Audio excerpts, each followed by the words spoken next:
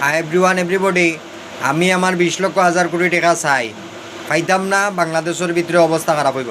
আমার 14 গোষ্ঠীর ভিতরে একজনে আরেকজনরে হেল্প করো, হেল্প না করলে সৈয়দ স্কুল টিকাইবার মতো না বাংলাদেশের ভিতরে। 10,000 কোটি টাকা নগদে এইগুলো টিকতো না বাংলাদেশের ভিতরে। 3 লাখ টাকা বছরে ডক্টরেট ইউনিভার্সিটি দিতে পারত না, শাহাবুদ্দিনের দুজনে মিলে দিতে পারত না। বাংলাদেশও কেলেঙ্কারি করবা। আর আমি যে 20,00,000 কোটি টাকা পাই, হুন্ডা তো এভরিওয়ান এভরিবডি টেকাও দেন না। দুইটা নোবেল, একটা না দুইটা। এটা ক্যান্সার উদ্বৃত্ত করছি, নোবেল নাই বাংলাদেশের ভিতরে। হুন্ডা তো একবারে 12 কোটি টাকা নাই, খাটি 20,00,000 কোটি টাকা নাই গায়েব সিলেট থাকি বাংলাদেশের ভিতরে। আল্লাহ না, পাবলিকে মারছে। করোনা গায়েব বাংলাদেশ থাকি, করোনার নোবেলও গায়েব। দুইটা নোবেল, 224 কোটি টাকা।